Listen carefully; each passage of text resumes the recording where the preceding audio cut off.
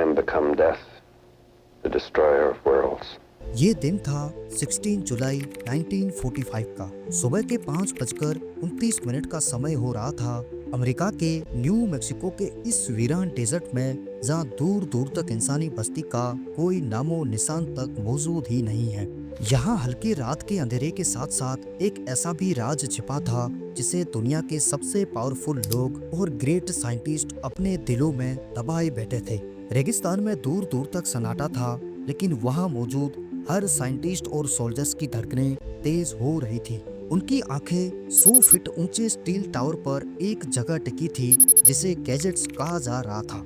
ये कोई ordinary weapons नहीं था, बल्कि ये तय करने वाला था कि इंसान ने खुद को कितनी तबाही के करीब ला खड़ा किया है। घड़ी की सुइयां जैसे ही 5:29 और 45 सेकंड्स पर पहुंची तो चारों ओर एक चमकदार रोशनी फैल उठती है। ये इतनी तेज थी कि आंखें बंद करने के बावजूद भी इसका असर महसूस हो रहा था। फिर एक जबरदस्त धमाका हुआ जिससे जमीन तक भी कांप उठी और चारों तरफ गर्म हवा का झोंका फैल गया था। ये दुनिया का पहला न्यूक्लियर टेस्ट था जिसे ट्रिनिटी टेस्ट का नाम दिया गया था। आसमान में एक विशाल मशरूम के आकार का धुआं उठने लगा, जो इंसानी हिस्ट्री के एक नए युग की शुरुआत का निशान था। ये पल अब हिस्ट्री में दर्ज हो चुका था, लेकिन ये कहानी यहाँ से शुरू नहीं हुई थी। इसकी शुरुआत एक नॉर्मल लेटर से हुई थी जिस पर अल्बर्ट आइंस्टीन के सिग्नेचर्स थे। 1939 में जब यूरोप में वॉर की आग भड़क रही थी, तब साइंटिस्ट के बीच एक डर घर कर गया था।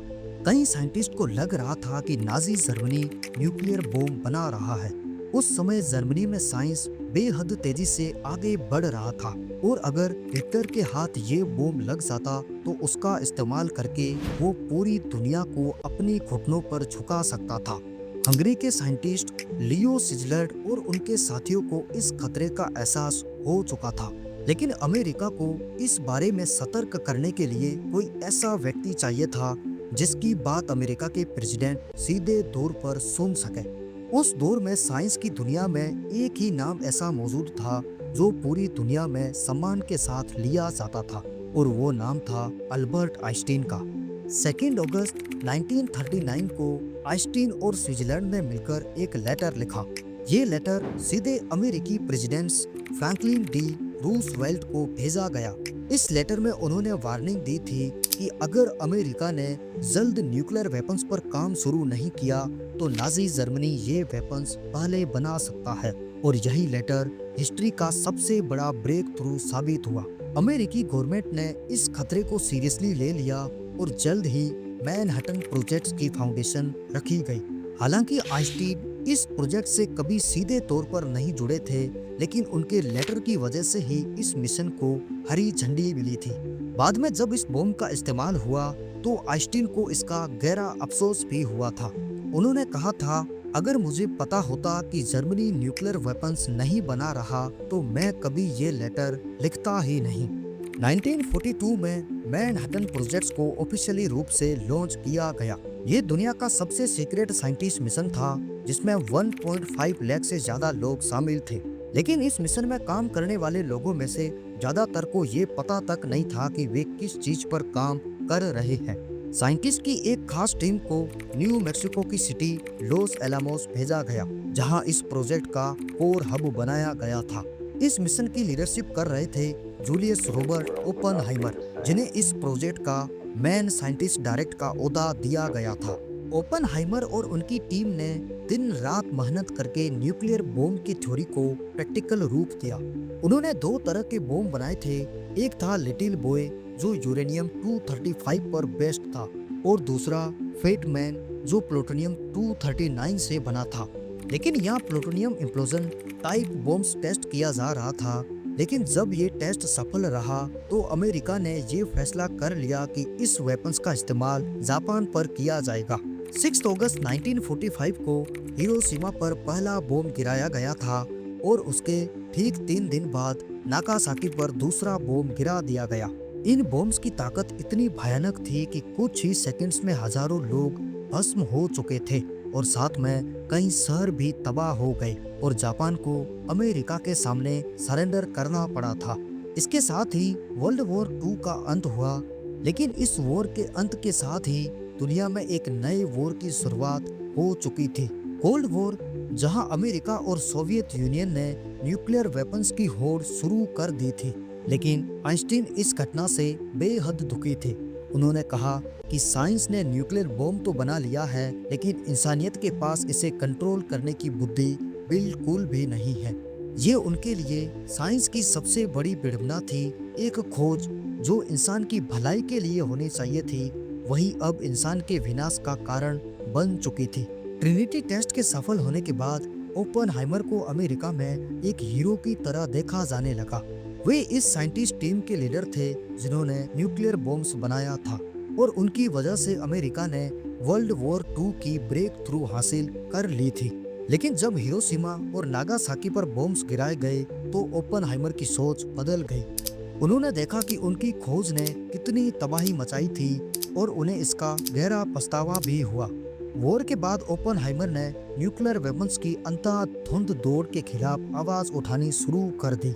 वे नहीं चाहते थे कि अमेरिका और सोवियत यूनियन एक दूसरे से आगे निकलने के लिए और भी खतरनाक वेपन्स बनाते जाए।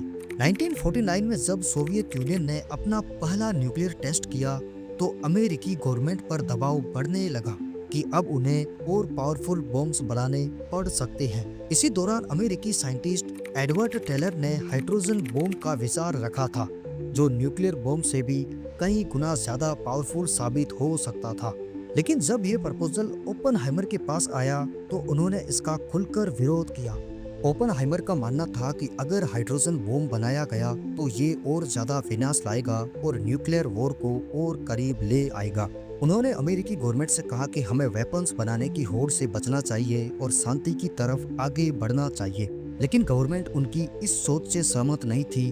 उस समय अमेरिका में कम्युनिज्म को लेकर एक भारी डर था और वो हर व्यक्ति जो गवर्नमेंट की पॉलिसी का विरोध करता था उसे शक की निगाह से देखा जाता था। इसी डर की वजह से ओपनहाइमर पर भी सवाल उठने लगे। 1954 में अमेरिकी गवर्नमेंट ने ओपनहाइमर पर पॉसिबली कम्युनिस्ट सपोर्टर होने का आरोप लगाया और उनकी सिक्योरिटी क्लियरेंस छीन ली गई। ओपनहाइमर, जो कभी अमेरिका के सबसे बड़े साइंटिस्ट थे, अब वो अचानक सरकार की नजर में एक संदिग्ध व्यक्ति बन गए थे।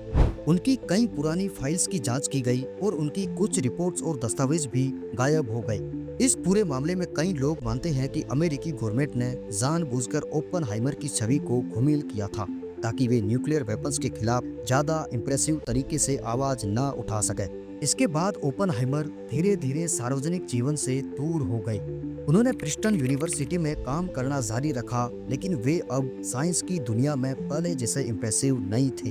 1967 में कैंसर की वजह से इस दुनिया को अलविदा कर गए। जाने से पहले उन्होंने कहा था, now I am become death the destroyer of worlds, यानी अब मैं मृत्यु का दूत बन चुका हूँ, संसार का नाश करने वाला।